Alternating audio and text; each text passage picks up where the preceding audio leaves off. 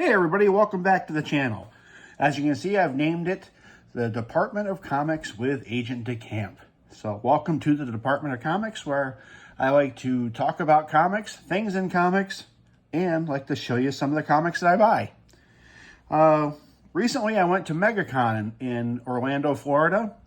It was okay. There's not a lot of comic dealers there as much as there used to be. It's becoming more of a celebrity place, or anime, or any kind of other things you can think of, but not comics.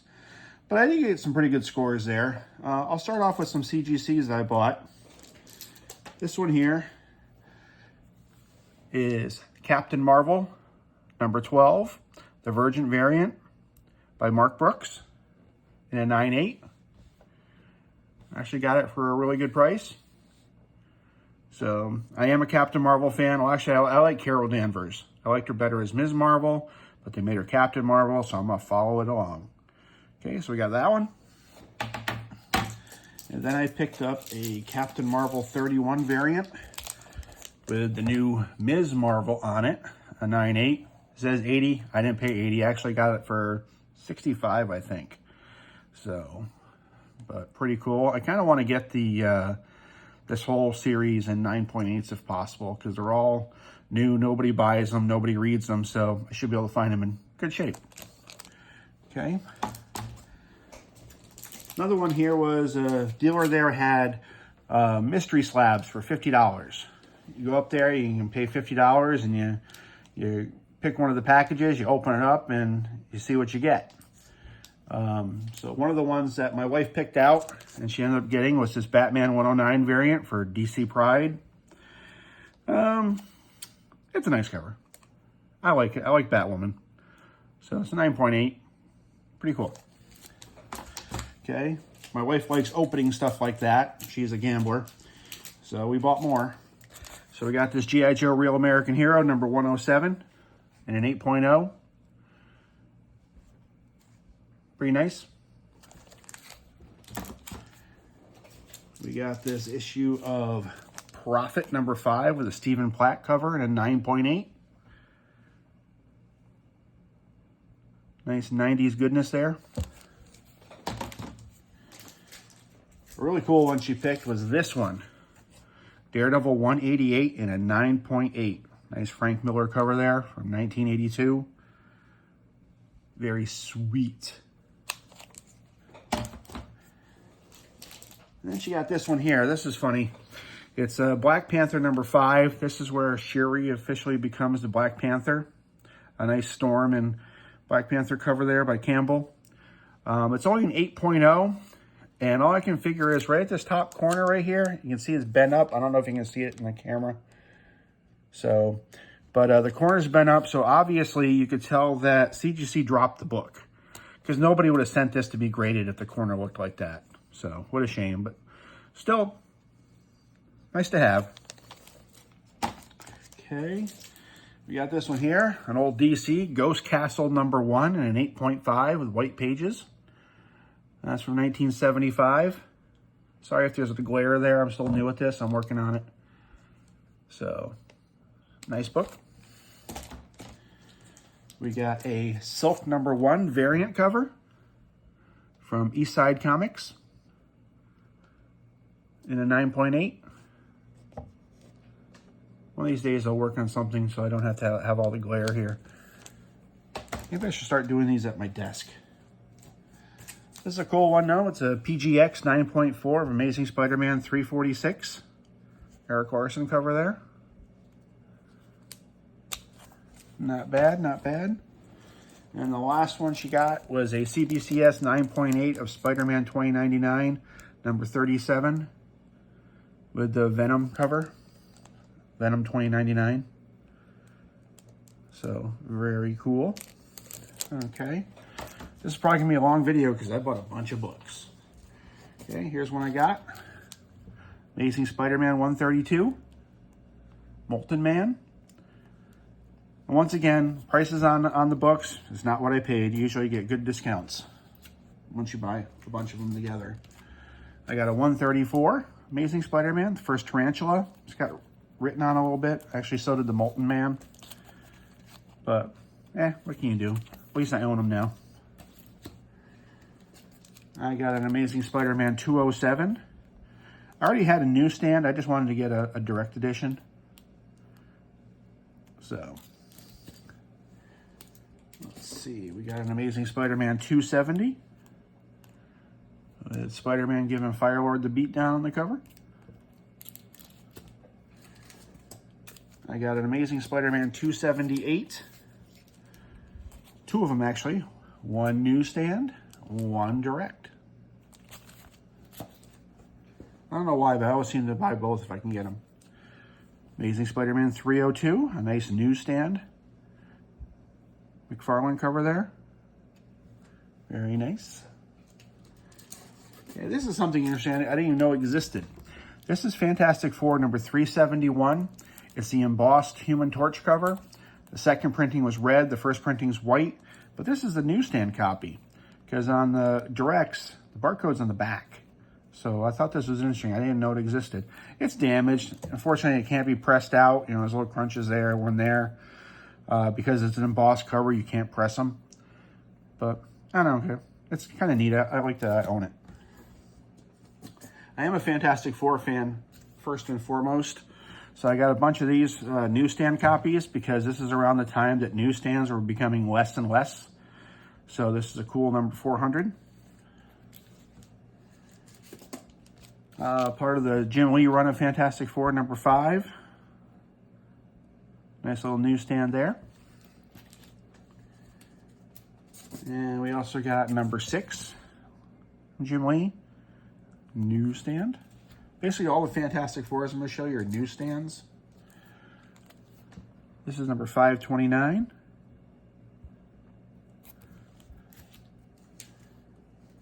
And I got 519. Because I already have all the directs. This is 522. 46. From different series.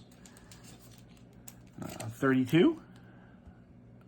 A nice Sue versus Namor cover. Oh, actually got 2 of them. That's right, because my wife was pulling them out for me too, and we realized we each grabbed one. So, beautiful cover though, I love it. Salvador LaRocque. Number 30. This is where Reed actually kind of inhabits Doom. It's an interesting story by Claremont. Here's a 29 right before it.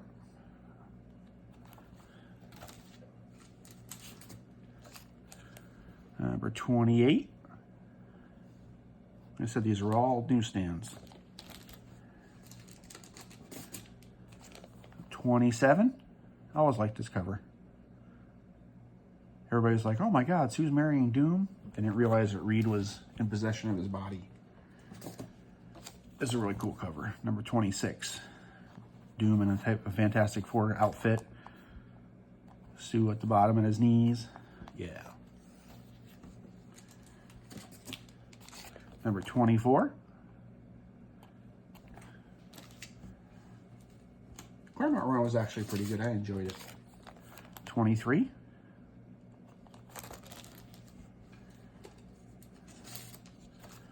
22. With Valeria. Hope I'm getting the whole book in the picture for you. Like I said, I'm still kind of new at this. Trying to get better. Number 21.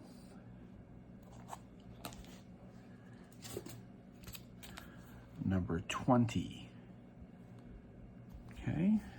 Then I picked up this. I mean, I got it for less than $5. Marvel Comics 1000. It's the variant that has my girl Carol on the cover. So I had to get that. Couldn't beat the price. Then I got this right here. Amazing Spider-Man 316 newsstand. Supposedly first full Venom on the cover because 315 has a little head up here saying, I'm back. But no, I did not pay the $120 though. But it says it has a small rip in the bottom of the back. It's a little tiny rip in the back cover in the first couple pages there, or I should say the last couple pages. It kind of looks more like a printing error. Okay. I picked up a very nice copy of Doorway to Nightmare #1, First Madam Xanadu.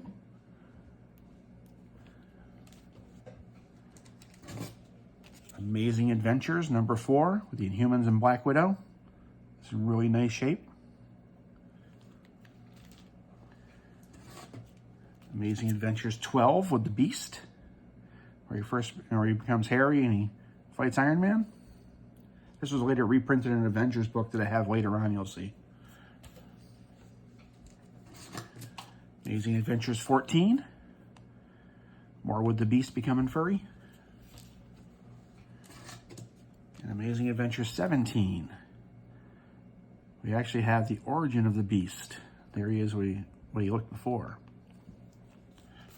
when he was with the X-Men. I picked up a real nice copy of Plastic Man #8. For a black cover, it's really not bad. I mean, the spine's not bad at all. I mean, there's a couple little, color breaking ticks in it, but still, it's got a little crease right here, but it's not bad.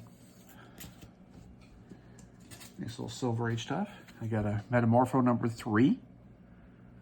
So it's got a little bungle up here, but still a nice copy. Metamorpho #4. Once again, nice copy. Nice Silver Age 12 center. We got Metamorpho #13 with the Element Girl. So once again, a nice red cover there. And I picked up a Man-Thing #8.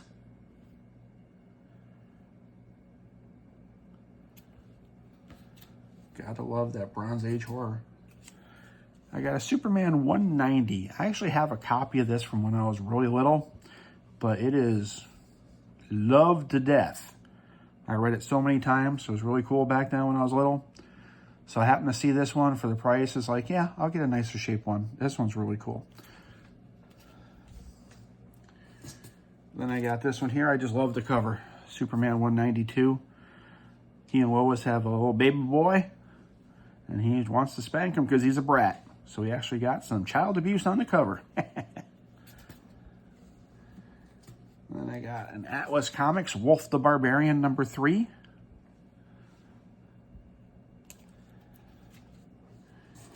And Wolf the Barbarian #4. So I have all 4 issues of these now. I'm trying to get all the Atlas comics. Okay, I got me a Superman Family 211. These dollar books are hard to get in nice shape because being so thick and everything, they just didn't seem to hold up as well back then. So I like getting those anytime I can. I got another Atlas Comics Tales of Evil featuring the Bog Beast #2. So, more Atlas goodness. Okay. Amazing Spider-Man 13, when John Byrne was on it.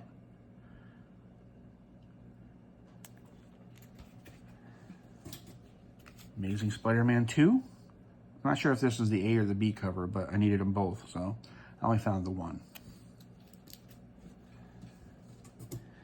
Amazing Spider-Man 12. Gotta love that John Byrne cover. I am a John Byrne fan from way back. Incredible Hulk Special #4. Nice Herb Trimby cover. Marie Severin. Giant size Master of Kung Fu. Now these are in really nice shape because these are square bound books. This one's pretty nice. These are hard to find because usually the covers are ripped because the covers are only glued on. The books are actually stapled sideways. The staples are right here, you can feel them. And then the covers are glued on. So a lot of times the covers would tend to rip off. And also they would get flattened out. Here's another nice one here. Nice square bound still. Master of Kung Fu #4, giant size. We got the giant size Man-Thing #5. Giant size Man-Thing. We got an original Ghost Rider #5. Nice 12 center, back when he was a cowboy. Just glowing in the dark. No demonic stuff to it. Swamp Thing #8. Bernie Wrightson goodness. It's a really nice shape. Nice black cover there. And here's the Avengers book I mentioned earlier. That's a reprint of the Amazing Adventures with the Beast. So, filling in holes in the Avengers collection. Number 116. A nice Vision versus Silver Surfer cover.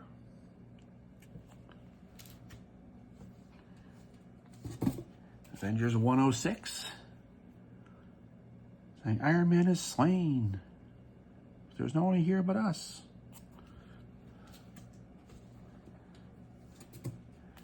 Avengers 105. The Beast Brood. And heads up, people. Black Panther's back. Not in the movies, though. He's dead. Avengers 134. Where they find out that the Vision was basically the Human Torch of the World War II, which later on they retconned that again. Got the Amazing Spider-Man newsstand, number 363.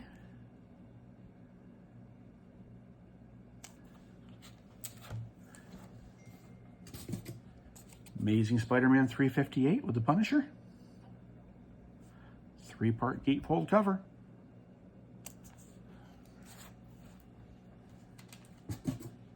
Amazing Spider-Man 352. Guest starring Nova, the Human Rocket. Amazing Spider-Man 353.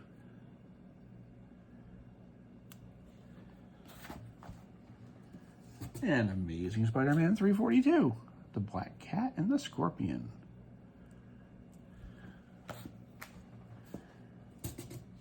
And 326. Looks like a Colleen Duran cover. 1989. Amazing 327. Magneto. Eric Larson cover. He was trying to imitate McFarlane. 343. He's really trying to imitate him here.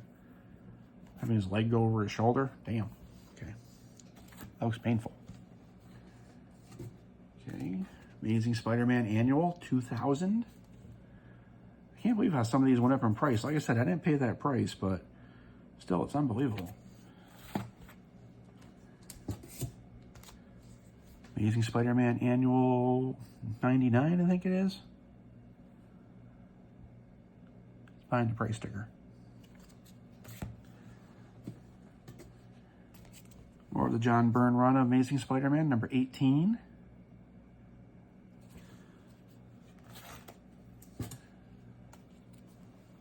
Number 16, with the Ghost.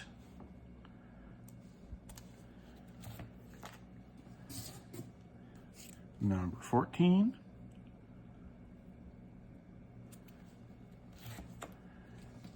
I completed my Power of Warlock, or actually just the Warlock series. This is number 3. Nice shape considering it has a black border around it. I mean, it's a little chewed up here, but not too bad. Nice Gil Kane cover there. And I got number 4. More Gil Kane goodness.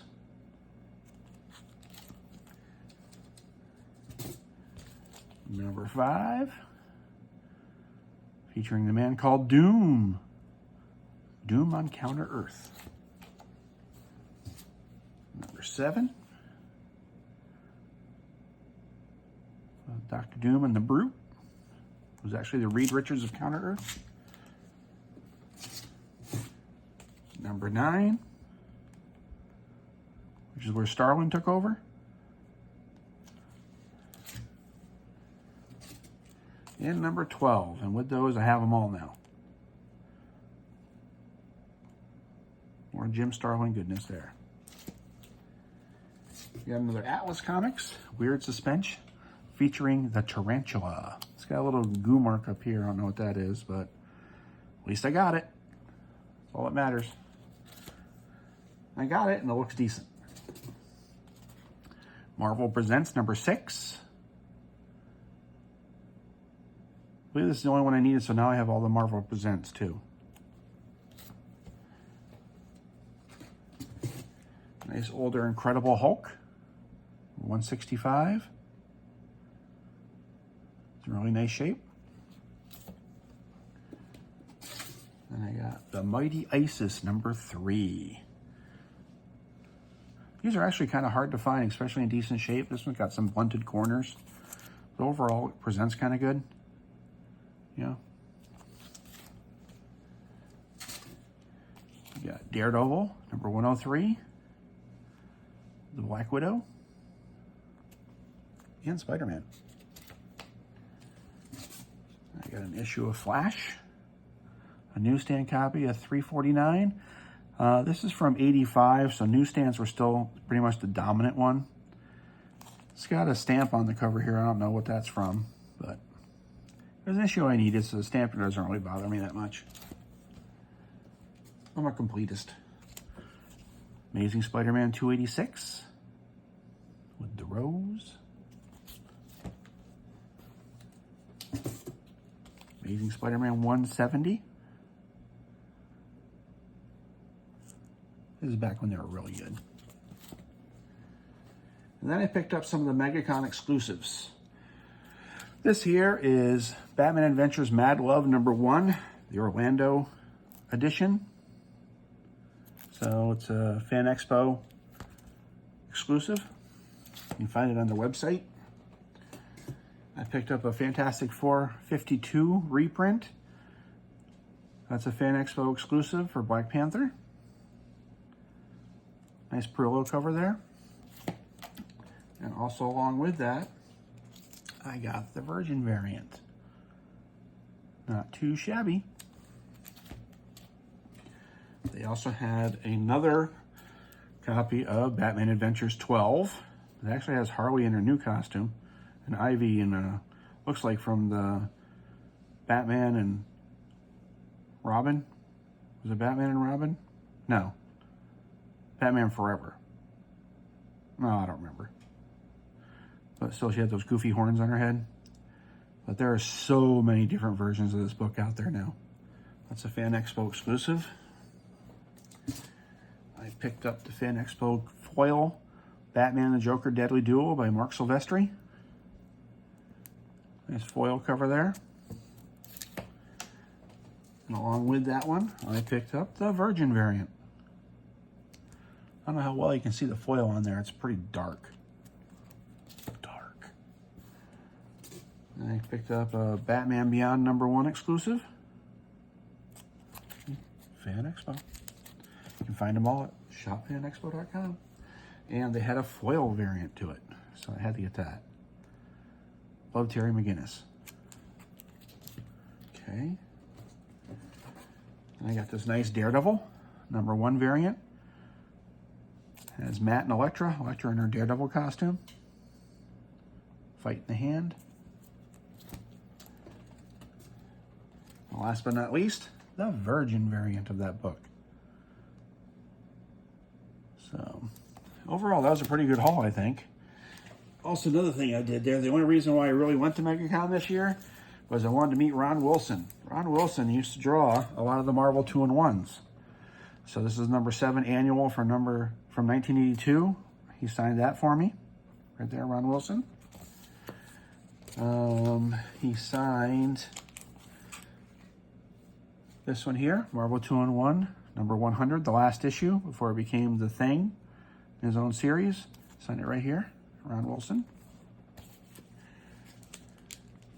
He did a sketch cover for me of The Thing.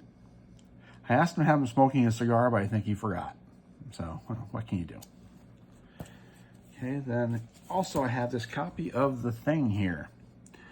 Now, the nice thing about this is this is the next issue after that 100 issue. The Thing number 1, okay? No autographs in the front. But you open this sucker up, and right here from 1984, I had John Byrne sign this. Right there, because this is where you used to sign them. So I asked Mr. Wilson to sign it, and of course he signed right over part of John Byrne's signature. But you can still see it's John Byrne. And also Jim Shooter was at the show, so I said, why not? He was the editor-in-chief, so I got Jim Shooter to sign it too. So this thing's triple signed. So, If I decided I wanted to send this off somewhere to be graded, it definitely needs a press. I mean, it's not in horrible shape. After a press, it might get an 8, 8.5. I don't know if it'll go higher than that, because I used to read my books. They weren't just bagged and boarded and stuck away somewhere. So that's a really cool book for me, being triple signed like that. Because I have a bunch of books signed from John Byrne back at that one show. He was very happy to do it too. I mean, I don't know why people say that he's so terrible at shows. I also had this one here. Frank Miller was at the show, but I couldn't afford his signature at the time. And he was only going to be there for a certain amount of time. So, because this is one of Frank Miller's early works at Marvel 20151, where he did the art. But Bob McLeod was the inker. He happened to be at the show, so I said, why not? Bob McLeod signed it for me right there. So, and then I got one more book here. Put this back in the bag. And Scott Koblish was there, and he did this nice sketch cover for me of The Invisible Woman. I mean, you got to remember, this whole cover was white except for the title here and this red stripe down here. And he did all the brickwork, everything in there. So that was really nice of him. Great job. I love it. Let's see. And then one other thing I got there, I don't know if you can see it all. I got this print from a guy named Greg Bow that was there, the Fantastic Four. I think you can probably see the whole thing on there. Okay. My wife didn't care for it. She didn't like the way Sue looked. Probably because she doesn't have her belt on her, so it looks like she's just in a onesie. But I liked it because, like I said, I'm a Fantastic Four fan. But the best part was this print that he also had of the Invisible Woman. And this is phenomenal. Even my wife loved this one. His name is Greg Bow Watson. Does incredible work. This is very reminiscent of a Campbell picture. I was talking to him about it. He said both he and Campbell actually had a lot of the same influences. But the thing is, I think he's a little bit better in Campbell in that the waist actually looks like a normal size. So you don't have to worry about where her organs are. Although, don't get me wrong, I love Campbell's art too, but this is just a beautiful picture of Sue Richards. I love it. So, that's my haul from MEGACON. Thanks for being with me here all this time. Let me know what you think of what I got. Tell me if you were at MEGACON and how you liked it. Please like and subscribe if you want. Try to keep the channel going. I'm trying to grow. You never know. Also, leave a comment if you want. I read all the comments. Sometimes I try to respond to them if I can. So, thank you very much, and we'll see you again soon on another Department of Comics video. Have a good day. Bye.